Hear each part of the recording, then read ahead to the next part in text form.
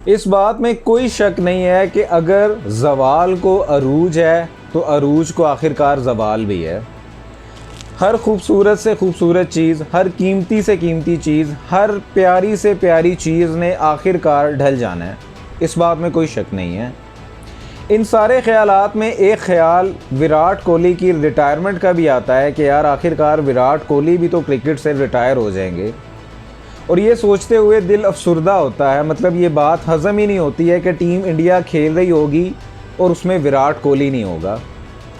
दिमाग इस बात को तस्लीम ही नहीं करता है। लेकिन दिल उससे भी ज़्यादा अफसुर्दा तब होता है जब विराट कोहली की एक स्टेटमेंट आती है जिसको देख के लगता है कि शायद विराट कोहली का भी दिल कहीं ना कहीं टूटा हुआ है अपनों की तनकीद की वजह से। विराट कोहली की रीसेंट स्टेटमेंट जिसमें उन्होंने कहा कि जब मैं एक दफ़ा क्रिकेट को खैराबाद कह दूंगा या क्रिकेट से अलहदा हो जाऊंगा तो फिर मैं पीछे मुड़ के नहीं देखूंगा, फिर मैं चला जाऊंगा, लंबे अरसे के लिए गायब हो जाऊंगा। इनकी आधी स्टेटमेंट ये है, तो आगे की आधी स्टेटमेंट पे एक उम्मीद भी नज़र आती है जिसमें विराट कोहली कहते हैं कि मैं जब तक क्रिकेट खेल रहा हूँ मैं पूरी जान लड़ाऊँगा और मैं चाहता हूँ कि जब मैं क्रिकेट से अलहदा हूँ तो मुझे किसी किस्म का रिग्रेट ना हो। विराट कोहली की सिचुएशन भी मुझे बाबर आजम की सिचुएशन की तरह लगती है कि बाबर आजम भी यहाँ टीम के लिए पूरी जान मारता है, पूरा लड़ता है, कोशिश करता है हर तरह से कि टीम जीते, लेकिन इन द एंड उसके हिस्से में क्रिटिसिज्म ही आता है। सेम सिचुएशन मुझे दूसरी तरफ विराट कोहली की भी लगती है कि जंग में उतरती तो पूरी टीम है, लेकिन लगता ऐसा है कि विराट कोहली एक तरफ खड़ा हुआ है 11 प्लेयर में से और बाकी 10 प्लेयर्स एक तरफ खड़े हुए हैं। यानी अगर टीम जीतेगी तो इसका मतलब है कि टीम जीती है, और अगर टीम हारेगी तो फिर विराट कोहली आ रहा है, फिर सारा क्रिटिसिज्म विराट कोहली पे होता है। और अगर देखा जाए तो विराट कोहली ने हर दफ़ा बेहतर से बेहतर करने की कोशिश की है, ना सिर्फ कोशिश की है बल्कि किया भी है। आईपीएल सीज़न की बात की जाए तो एक सीज़न में अच्छा परफॉर्म, दूसरे में उससे अच्छा, तीसरे में उससे अच्छा, चौथे में उससे अच्छा, पाँचवें में उससे अच्छा, छठे में उससे अच्छा। अभी हालिया जो सीज़न चल रहा है आईपीएल का 2024 का, उसमें देखा जाए तो विराट कोहली टॉप स्कोरर हैं। कोई 155 का उनका स्ट्राइक रेट है, 50 प्लस की उनकी कोई 60 के करीब, 50-60 के करीब उनकी एवरेज भी चल रही है, 600 समथिंग उनके रन्स भी हैं। इस सीज़न में सबसे अच्छा परफॉर्म कर रहे हैं, लेकिन फिर भी कहीं ना कहीं क्रिटिसिज्म का शिकार रहते हैं। उनकी केकेआर के ख़िलाफ़ खेली गई इनिंग्स जिसमें फफ डू प्लेसेस जो हैं उसने कुछ नहीं किया, कैमरन ग्रीन ने कुछ नहीं किया, मैक्सवेल ने कुछ नहीं किया। विराट कोहली अकेले क्रीज पे खड़े रहते हैं, सेंचुरी बनाते हैं, एक अच्छा स्कोर बोर्ड पे लगाते हैं टोटल, लेकिन उसके बाद केकेआर वो मैच जीत जाती है तो विराट कोहली की वही सेंचुरी उनके लिए क्रिटिसिज्म का बायस बन जाती है। हालांकि देखा जाए विराट कोहली वो सेंचुरी ना करें तो फिर आरसीबी का टोटल क्या होता बोर्ड पे, कुछ भी ना होता, लेकिन वही सेंचुरी अगर जीत जाते तो विराट कोहली होता, लेकिन हार गए तो वही सेंचुरी उनके लिए क्या हुआ, क्रिटिसिज्म का शिकार बन गई। और इस दफ़ा तो वो 155 के स्ट्राइक रेट से खेल रहे हैं। तो विराट कोहली या Babar Azam they are not kind of that strike rate players.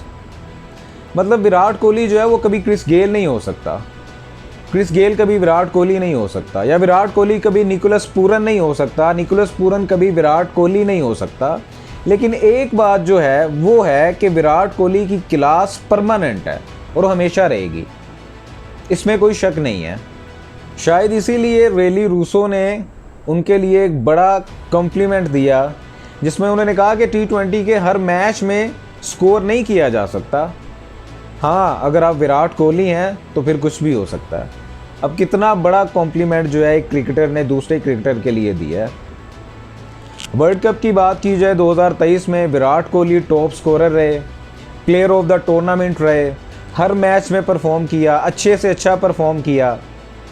Final में जाते हैं, फाइनल की इनिंग भी बेहतरीन थी, लेकिन मैच हारने के बाद केएल राहुल और विराट कोहली की वही इनिंग उनके लिए क्रिटिसिज्म का शिकार बन गई। विराट कोहली की उसी इनिंग को लेके क्रिटिसाइज़ करने लग गए लोग। आईपीएल में खेली गई उनकी वो इनिंग जिसका मैंने अभी जिक्र किया है केकेआर के ख़िलाफ़, जब उन्होंने सेंचुरी की और आरसीबी मैच वो हार गई, तो उनके अपने लोगों ने ही जो उनके लिए थंबनेल बनाए उसमें लिखा हुआ था कि विराट कोहली रन मशीन है या विराट कोहली स्लो मशीन है। हालांकि उसी सेंचुरी की बदौलत एक अच्छा टोटल आरसीबी ने बोर्ड पे लगाया था। सेम वर्ल्ड कप में यही हुआ, सारे मैच अच्छे जा रहे हैं, आखिरी मैच में भी इनिंग अच्छी खेली है, लेकिन किसी को नहीं पता था कि ट्रेविस हेड आके एक अच्छी इनिंग खेल के, एक उम्दा किस्म की इनिंग खेल के ऑस्ट्रेलिया को फाइनल जितवा देंगे और इंडिया जो है वो फाइनल हार जाएगा और विराट कोहली की इनिंग उनके लिए क्रिटिसिज्म का शिकार बन जाएगी।